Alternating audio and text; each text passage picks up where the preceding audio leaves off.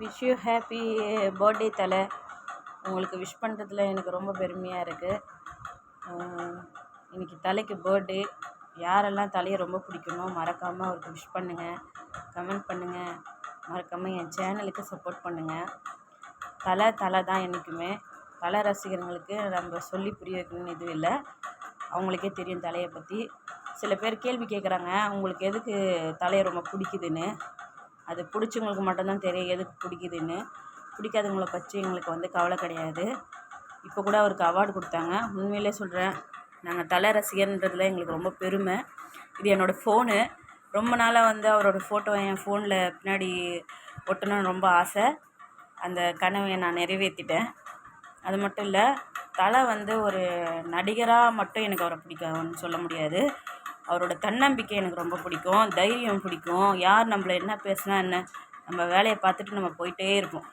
அந்த ஒரு டைலாக் எனக்கு ரொம்ப பிடிக்கும். அது மாதிரி நம்மளை யார் என்ன பேசுகிறாங்களோ அவங்கள பற்றி என்றைக்குமே கவலைப்படாதீங்க. நம்ம பாதை நம்ம பார்த்துட்டு போயிட்டே இருக்கணும். அதுதான் நம்ம குடும்பத்துக்காக நம்ம உழைக்கிறோம், நம்ம கஷ்டப்படுறோம். நம்மளுக்கு பிடிச்ச ஒருத்தர் சொல்கிறத நம்ம கேட்குறதுல தப்பில்லை. அதனால் எனக்கு தலை ஒரு ஆக்டர் அப்படின்றதுனால மட்டும் எனக்கு பிடிக்கும்னுலாம் சொல்ல மாட்டேன். அவரோட தன்னம்பிக்கை தான்.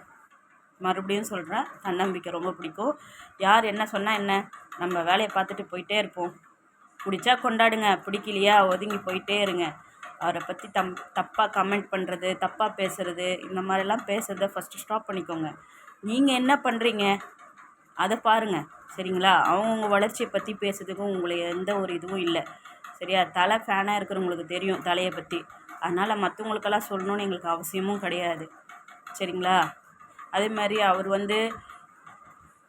எவ்வளோ ஒரு டென்ஷனில் இருப்பாங்க, ஒரு டயர்டில் இருப்பாங்க, ஒரு வேலை முடிச்சுட்டு டயர்டில் வருவாங்க. ஒரு ரசிகருங்களாம் என்ன பண்ணணும்னா, நம்ம ஒரு தூரத்தில் இருந்து பார்த்து ஒரு ஹாய் சொல்கிறதோடு நிப்பாட்டிக்கணும். அவங்கள போயிட்டு இரிட்டேட்டிங் பண்ணுற மாதிரி எந்த வேலையும் நம்ம செய்யக்கூடாது. நம்ம தலை ரசிகருங்கன்னு நம்ம சொல்லிக்கிறதுக்கு பெருமைப்படுறோம். அதே மாதிரி இந்த ஒரு விஷயம் கிடைச்சா மீடியா ஆளுங்க என்ன பண்ணிடுறாங்க, இப்படி தான் தலை அப்படின்னு சொல்லிட்டு அவரை பற்றி இதுவாக தப்பான ஒரு கமெண்ட் அனுப்பிச்சிடுறாங்க. அதனால் தலை ரசிகர்களுக்கு எல்லாருக்கும் ஒன்று சொல்கிறேன், தயவுசெய்து அவரை பார்த்தீங்கன்னா, அவரை தூரத்துலேருந்து பார்க்குறீங்க பார்த்தீங்களா, அதுவே உங்களுக்கு ஒரு பாக்கியம்னு நினச்சிக்கோங்க. கிட்ட போய்ட்டு அவங்கள இரிட்டேட்டிங் பண்ணுறதோ இதுவோ எதுவுமே பண்ணாதீங்க. அது நம்ம தலையை நம்மளே அசிங்கப்படுத்துகிற மாதிரி. அதனால் யாரும் அந்த வேலை பண்ணாதீங்க. மீடியா ஆளுங்களுக்கு என்னென்னா, ஒரு விஷயம் கிடைக்குமான்னு காத்துட்ருக்குறாங்க. அது பெருசு ஊதி பெரிய அளவுக்கு கொண்டு வந்துடுறாங்க. அதனால் தயவுசெய்து இந்த மாதிரிலாம் பண்ணாதீங்க. அவர் தூரத்தில் இருந்து நின்று பாருங்கள்.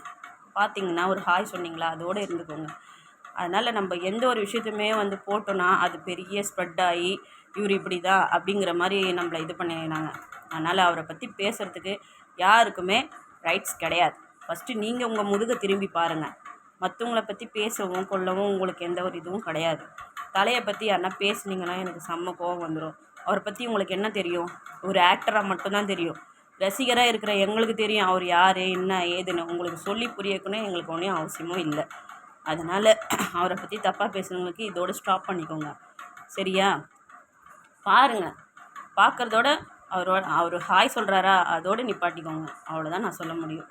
இதை நீங்கள் தப்பாக எடுத்துக்கிட்டாலும் சரி, ரைட்டுன்னு நினச்சாலும் சரி, நான் பேச வேண்டிய கடமை நான் பேசிட்டேன். ஒரு சின்ன விஷயம் கிடச்சா அதை ஊதி பெருசாக்கிற ஆளுங்களும் இருக்கிறாங்க.